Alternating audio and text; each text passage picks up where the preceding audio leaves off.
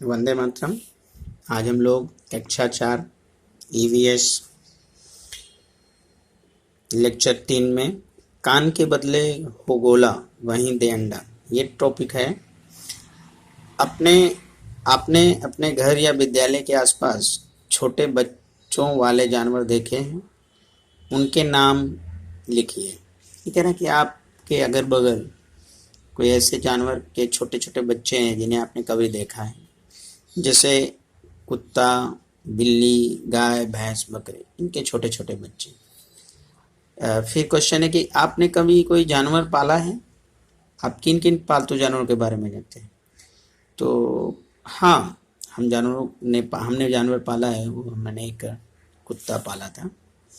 और यहाँ पर प्रश्न है कि आप किन किन पालतू जानवरों के बारे में जानते हैं? तो जैसे लोग कुत्ता, बिल्ली, गाय, भैंस, तोता,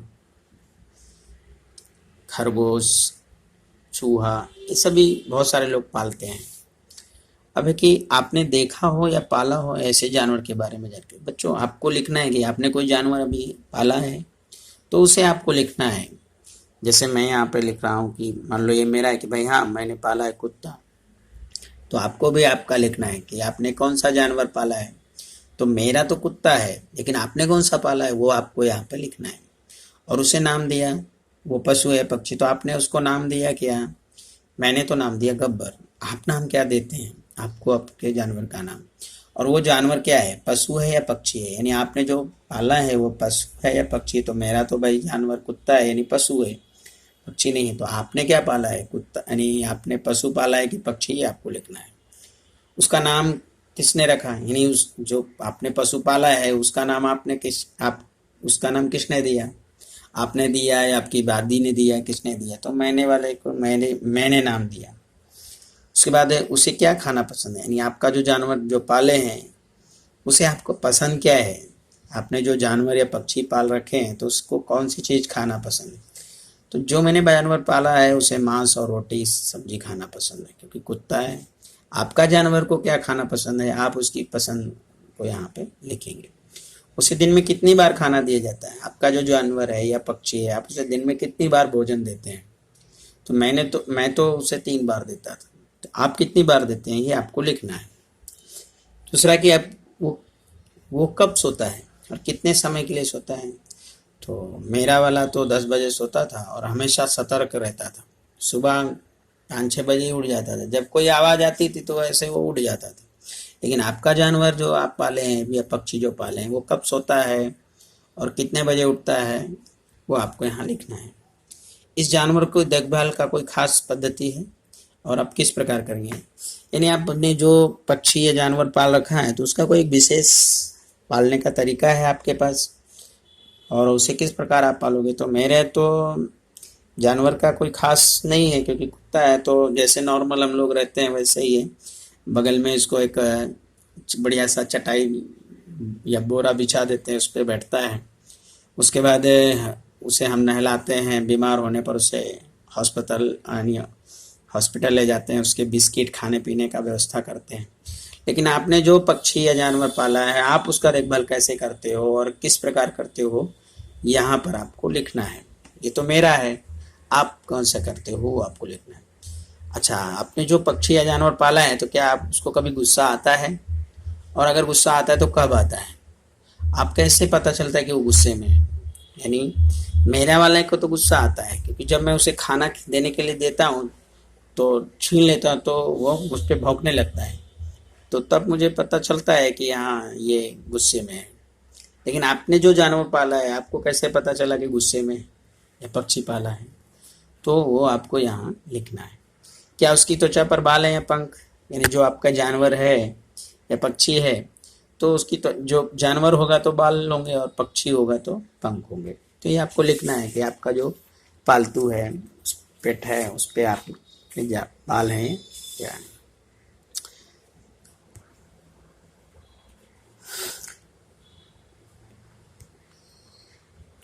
आप उसके कान देख सकते हैं, यानी आपके जानवर के कान हैं, हाँ या ना? तो मेरे वाले के कान हैं। आपके वाले, आप पक्षी पाले हैं तो कान नहीं होगा, यानी छेद के रूप में होगा। और जानवर होगा तो कान होगा, तो आपको यहाँ लिखना है।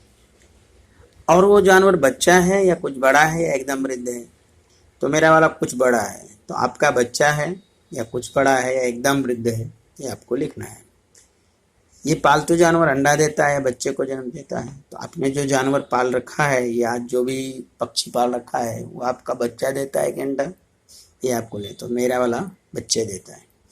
इसके बच्चे हैं कितने, तो उसके बच्चे हैं, तो मेरे वाले के तो भाई बच्चे नहीं हैं, और आपके बच्चे हैं या नहीं उस पालतू जानवर या पक्षी के, तो यहाँ लिखना है। अब आपने जो जानवर पाला है या जो पक्षी पाला है उसका यहाँ चित्र बनाइए और उसे रंग करिएगा। यहाँ पे चित्र देख रहे हैं, आप अंदाजा लगा ही लिए होंगे कि ये हमारा राष्ट्रीय प्राणी, राष्ट्रीय पक्षी है मोर। इस पक्षी को देखिए, इसका नाम लिखिए। क्या आप जानते हैं ये हमारा राष्ट्रीय पक्षी मोर है। ये कहाँ रहता है, तो जंगल में। क्या ये पक्षी आसानी से नहीं दिखता है, ऐसा क्यों होगा चाचा? तो ये हमारा राष्ट्रीय पक्षी मोर है और ये जंगलों में पाया जाता है, और ये आसानी से नहीं मिल रहा है। इसके पीछे रीजन है कि जंगलों का विनाशकरण यानी विनाशीकरण। लोग जंगलों को काटते हैं जिससे ये इनका आश्रय स्थान है और वो नष्ट हो जाता है, तो इसलिए इनको दिक्कत आती है, तो ये विलुप्त होते जा रहे हैं। तो हमें अपने इनकी रक्षा करनी चाहिए, क्योंकि जब ये नाचता है तो बहुत अच्छा लगता है। इसके पंख देखिए कितने बहुत ही सुंदर लग रहे हैं। ये पक्षी अब आसानी से नहीं दिखता है, इसका वजह वही है कि जंगलों का वनीकरण को नष्ट करना। अपना पक्षी बनाइए बच्चों। यहाँ पर अब हमें अपना पक्षी बनाना है। यानी चित्र में कागज लेना है, फिर इसे मोड़ना है, फिर ऐसे मोड़ना है, इसके 2 टुकड़े यहाँ करना है, इसके बाद तिरछा ऐसे काटना है, फिर यहाँ पे ऐसे मिला देना है, फिर ये करके बनाना है, तो अब आपका पक्षी बन गया। तो हम बात कर रहे थे वनीकरण की, तो हमें वनों को नष्ट नहीं करना चाहिए। वनों को नष्ट करने से बहुत सारे समस्याएं उत्पन्न हो सकती हैं। पहली बात तो हमें ईंधन नहीं मिलेगा, लकड़ियां नहीं मिलेंगी, हमें ऑक्सीजन नहीं मिलेगा, पशु पक्षी नहीं रहेंगे, जीव जंतु नहीं रहेंगे, प्राणी नष्ट हो जाएंगे, तो इससे हमारा जो जीव सृष्टि है उस पर भी खतरा मंडराएगा। पानी जब जंगल होते हैं तो बहुत अधिक बरसात होती है, वर्षा हमारे खेती बाड़ी के काम आती है, तो हमें जंगलों को लगाना चाहिए, यानी वनीकरण को खूब बढ़ावा देना चाहिए, जिससे हमारा वातावरण भी शुद्ध रहता है। हमारे मोटर गाड़ियों के जो धुएं निकलते हैं वो पेड़ पौधे उसको अपने भोजन के रूप में ग्रहण करते हैं। कार्बन डाइऑक्साइड को अपने क्लोरोफिल की मदद से जब वो प्रकाश संश्लेषण की क्रिया करते हैं तो उसमें कार्बन डाइऑक्साइड की ज़रूरत होती है, तो जिससे पौधे उसका ज़्यादा उपयोग कर लेते हैं। और आपको पता ही है कि कार्बन डाइऑक्साइड गैस हम लोगों के लिए बहुत नुकसान करती है, तो इसलिए हमें वनीकरण का नष्ट न करने के बजाय उसे पेड़ पौधे लगाने चाहिए और जंगल खूब विकसित हो, ऐसा प्रयत्न करना चाहिए। यहाँ पर कक्षा में हमारे राष्ट्रीय प्राणी बाघ के बारे में चर्चा करना है। उसका खुराक, पानी, आवास की आवश्यकता होती है, इसके लिए वो अविरत रूप से प्रयास करता है।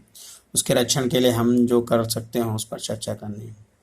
कागज पेपर की सहायता से पक्षी बनाए, देखिए ये बनाया है और दोनों तरफ रंगीन हो ऐसा कागज लीजिए। तो यहाँ पर बताया गया कि भाई बाघ के बारे में, तो बाघ भी हमारा राष्ट्रीय प्राणी है बच्चों, वो भी जंगल में रहता है। हमें ऐसी व्यवस्था करनी चाहिए कि उसके जंगलों को नष्ट नहीं करना चाहिए। जंगलों को नष्ट करेंगे तो उनका आवास नष्ट हो जाएगा, तो फिर अनेक उस प्रकार की समस्याएं होंगी। उसके खाने पीने की समस्या होगी, खुराक की, आवास की, रहने की समस्या हो जाएगी, तो जो बाघ है वो भी नष्ट हो जाएंगे। तो हमें जंगलों को नष्ट नहीं करना चाहिए, अधिक से अधिक पेड़ लगाने चाहिए। जहाँ पर एक पेड़ खराब हो गया तो दूसरा पेड़ लगा देना चाहिए। इस तरह से हम अपने सभी जंगलों के रहने वाले प्राणियों की और खुद की और अपने खुद इस वातावरण की रक्षा कर सकते हैं। जय हिंद बच्चों।